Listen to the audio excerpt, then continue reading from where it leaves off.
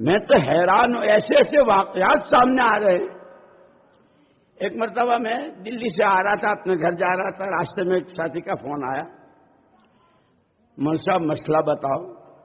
میں نے کہا بھائی ہم نے تو 30 سال ہمارے حضرت جی رحمۃ اللہ علیہ کے پاس گزارے، کبھی مسئلہ نہیں بتایا، حالانکہ اتنا ٹھوس علم تھا۔ جب کبھی کسی نے مسئلہ پوچھا تو فرمایا بھائی ہمارے یہاں کے مفتی 2 ہیں، مولوی عبید اللہ ہے، مولوی اظہار صاحب ہیں، ان سے پوچھ لو۔ مسئلہ نہیں بتایا۔ میں نے کہا میں مسئلہ کہ اچھا سن تو لو، اچھا سنا دو۔ مول صاحب میں جب سے اس کام میں لگا ہوں الحمدللہ میری مسجد کا ہفتے واری عمومی گشت کبھی ناغا نہیں ہوا۔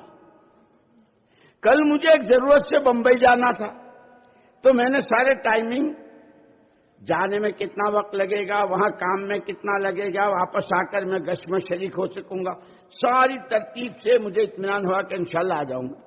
مقدر وہ سارا ہو گیا، واپسی میں جام ملا بہت زبردست۔ میں آیا تو گشت ہو چکا تھا۔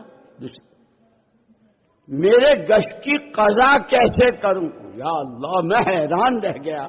نماز کی، روزے کی اور زکوٰۃ کی قضا کے لوگوں نے بہت مسئلے پوچھے، گشت کی قضا پوچھ رہا۔ خیر میں نے اسے بتایا جب دعوت کی عظمت، دعوت کی اہمیت، اس کا ایک ایک عمل جس پر محمد صلی اللہ علیہ وسلم کی ذات گرامی اور کیا آپ کی جان اور کیا اس کی قیمت، جب یہ اندر ہوتی ہے تو پھر آدمی چیزوں کی پرواہ نہیں کرتا ہے۔ ہم تو معمولی بہانے میں مسجد کا گشت، سحر روزہ اور پتہ نہیں کیا کیا۔ خدا کرے ہم اس دعوت کی محنت کو سمجھیں، اس کی عظمت، اس کی ضرورت، اس کا فائدہ، اور اگر امت میں دعوت نہ ہوئی تو پھر سن لو ہمارے ساتھ ہوا ہے۔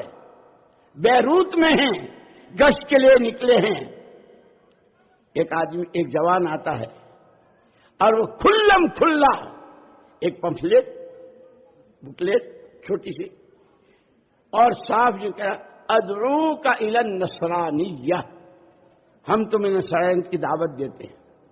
ہمارا وہ ساتھی ایک لفظ نہیں جانتا تھا عربی کا، لیکن بے چینی اور بے قراری، اس لیے دوستو خالی آنے جانے کا نام تبلیغ نہیں ہے، ایک فکر ہے، ایک کڑن ہے، ایک سوچ ہے، ایک درد ہے، ایک اندر کی آہ ہے۔ خدا ہمیں سمجھا دے۔ اس ساتھی نے اس کا بول لے لیا، وہ سینٹینس لے لیا اس کے منہ سے، اور بہت تکلف ادعو کا الی الاسلام، اس نے یہ اتنا کہنا تھا کہ اس نے ہاتھ چھڑایا اور بھاگا۔ مجھے 100% اس دن یہ انشراح ہو گیا کہ آدمی 2 حال سے خالی نہیں، یا داعی ہوگا یا مدعو ہوگا۔ آج امت معاشرے میں، معاملات میں، کھانے کمانے میں اور شادیوں میں، رہن سہن میں، یہاں تک کہ عقائد میں، عبادات میں مدعو ہوئی پڑی تھی۔ جس امت کا بچہ داعی تھا، جس امت کا بچہ نبی کا نائب تھا، جس امت کا بچہ خدا کا خلیفہ تھا، ہائے ہائے، جیسے مولانا الیاس صاحب رحمۃ اللہ علیہ نے، کسی نے پوچھا آپ کہتے ہیں میرا کام، آپ کا کام ہے کیا؟ فرمایا میرا کام تو رانڈ کا رونا ہے۔ حضرت وہ کیا؟ ایک عورت جس کے سر سے اس کے شوہر کا سایہ اٹھ جائے وہ کیسی بلبلاتی ہے؟ اس کے سارے ارمان، اس کے سارے شوق و جذبات جس سے وابستہ تھے، آج اس کی دنیا اجڑ گئی۔ فرماتے تھے میرا کام تو بیوہ کا رانڈ کا رونا ہے۔ وہ امت جو رہتی دنیا تک کے ایک ایک فرد بشر کے لیے اللہ تک پہنچانے کا راستہ، اللہ تک پہنچنے کا راستہ، اللہ کو اپنا بنانے کا راستہ، نبی کا دامن تھموانے کا راستہ، نبی کی چال چلنے کا راستہ، نبی والی ترتیب پر جان و مال لگانے کا راستہ بتانے والی تھی، ہائے اس کے پیروں نیچے سے زمین نکل گئی۔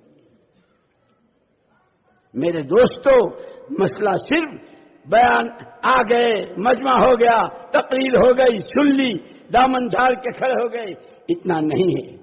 دنیا میں جو جہاں جاتا ہے وہاں کی چیز لے کے آتا ہے۔ ہم اس اجتماع سے کیا لے کے جائیں گے؟ ہر ایک کو مستقل نمازیں پڑھ کر اللہ سے مانگنا ہے، اے اللہ جو ہماری ذمہ داری، جس کام کے لیے تو نے ہم کو وجود دیا، جس امت میں تو نے ہم کو پیدا کیا، اے اللہ ہمیں بندگی، ہمیں سچا مسلمان، ایک سچا آدمی اور انسان، اور تیرا سچا غلام، تیرا سچا بندہ، اے اللہ اس کی یہ محنت یہ تو ہمیں سمجھا دے۔